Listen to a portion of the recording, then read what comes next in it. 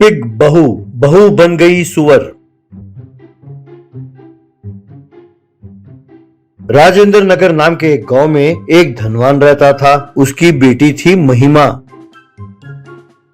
एक दिन महिमा एक लड़के के साथ अपने पिताजी के पास आई। महिमा अपने पिताजी से, पिताजी, इस लड़के का नाम राजेश है। हम दोनों एक दूसरे से प्यार करते हैं। हम शादी करना चाहते हैं। राजेश का परिवार गरीब है, लेकिन मुझे कोई आपत्ति नहीं है। तब महिमा के पिताजी, देखो बेटा, तुम अमीरी में पली हो, ऐशो आराम के साथ, और तुम कहती हो कि ये गरीब हैं, तो क्या तुम उनके साथ रह लोगी बेटा? कहते हैं प्यार अंधा होता है, हो सकता है शादी के बाद तुम पछताओ। सोच लो बेटा एक बार। तब राजेश, हाँ महिमा, पिताजी ठीक कहते हैं, हमारे घर में इतनी सुख सुविधाएं नहीं है, एक बार सोच लो। ठीक है, मुझे जिंदगी में सेटल हो जाने के लिए थोड़ा टाइम दे दो। तब महिमा, देखो राजेश, तुम्हारे सेटल होने तक मैं इंतजार नहीं कर सकती। तुम्हारे घर का जो भी हाल हो, मैं अपने आप को एडजस्ट कर लूंगी, लेकिन शादी तुरंत हो जानी चाहिए। पिताजी ने ठीक है कहा और उन दोनों की शादी हो गई।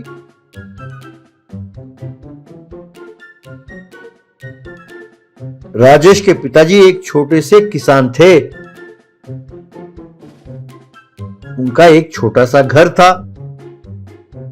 शादी होने के कुछ ही दिनों बाद महिमा में कुछ बदलाव आने लगे। घर में सबके साथ लड़ने लगी। महिमा राजेश से, धत कैसा घर है, बाथरूम एकदम गंदा है, ना एसी है ना पंखा है, इतनी गर्मी, इतना छोटा सा कमरा। तुम और कितने दिन वो घटिया नौकरी करते रहोगे? तुम जल्दी से कोई बिजनेस शुरू करके करोड़पति क्यों नहीं बन जाते? फिर अपनी सास से, अरे माँ जी, जब मैं कह रही हूँ कि मैं खाना पकाना नहीं जानती, तो आप जिद क्यों करती हैं कि तुम खाना बनाओ बहू, खाना बनाओ बहू? क्यों? आपके पास इतने पैसे भी नहीं है कि एक रसोई को रख लो? लानत है। फिर अपने ससुर से, पिताजी, अगर आपने ठीक से नौकरी की होती और पैसे कमाए होते तो आज ये हाल न होता। जब देखो वो खेत जोतते रहते हैं बेकार में, और कोई काम नहीं आता है। मैं तो बेकार में इस घर में आ गई।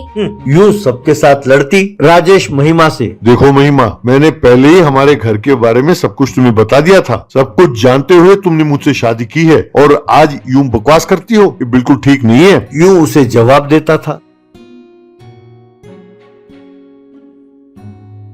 एक दिन वे सब मिलकर एक शादी में जाने के लिए तैयार हुए। महिमा, अरे शादी में पहनने के लिए मेरे पास कोई नई साड़ी है, कोई जेवर है? नहीं है ना, तो मैं नहीं आने वाली, आप लोग जाओ। ऐसा कहा वे सब चले गए।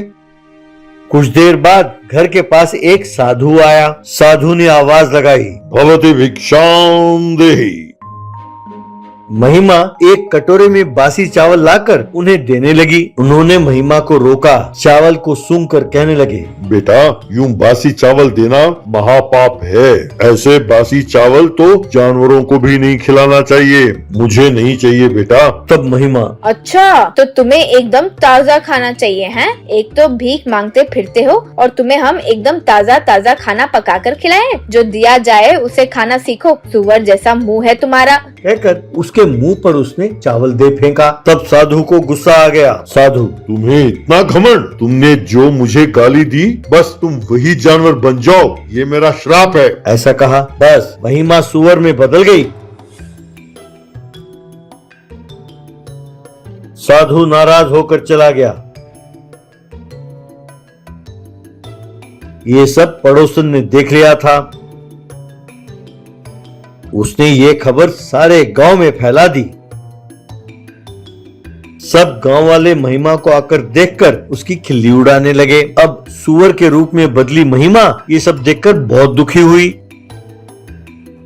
जब राजेश और उसके परिवार वाले शादी से घर वापस लौटे तो घर के बाहर लोगों की भीड़ लगी देख, और घर के अंदर सुअर के रूप में उसकी पत्नी को देखकर दंग रह गए। तब पड़ोसी ने जो कुछ हुआ सब उन्हें बताया। तब राजेश, बाप रे, ये क्या हो गया? अब क्या करें? अब महिमा को उसके असली रूप में वापस कैसे ले आए? तब गांव का मुखिया, बेटा, जिस साधु ने इसे श्राप दिया है, बस वही इसको वापस ले सकते हैं। तुम ये पता करो कि वो साधु कहाँ रहते हैं और उन्हें जाकर मिलो।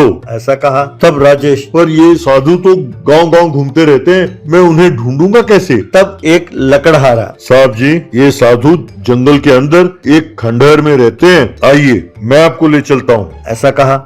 यूं सब मिलकर उस खंडहर के पास पहुंचे। वहां साधु जी तपस में लीन थे। महिमा जो सुअर के रूप में थी, उसने जाके अपने सिर से उनके चरणों का स्पर्श किया। साधु ने अपनी आंखें खोली। राजेश, साधु महाराज, मेरी पत्नी ने बहुत बड़ी गलती की है, उसकी तरफ से हम सब माफी मांगते हैं। कृपा करके उसे वापस उसका रूप दे दीजिए महाराज। कहकर सबने उन्हें प्रणाम किया। स्वामी जी ने अपना हाथ घुमाया, बस महिमा फिर से वापस अपने रूप में आ गई। तब महिमा, मुझे माफ कर दीजिए स्वामी जी, पैसे होने के घमंड में मैंने केवल आपका नहीं अपने परिवार वालों का भी बहुत अपमान किया है। अब मैं अपनी गलती जान गई हूँ महाराज, अब मैं सबके साथ मिलजुल कर रहूंगी। उस दिन से महिमा में बदलाव आया। वो अपने परिवार के साथ खुशी खुशी रहने लगी। ये देखकर राजेश भी बहुत खुश हुआ।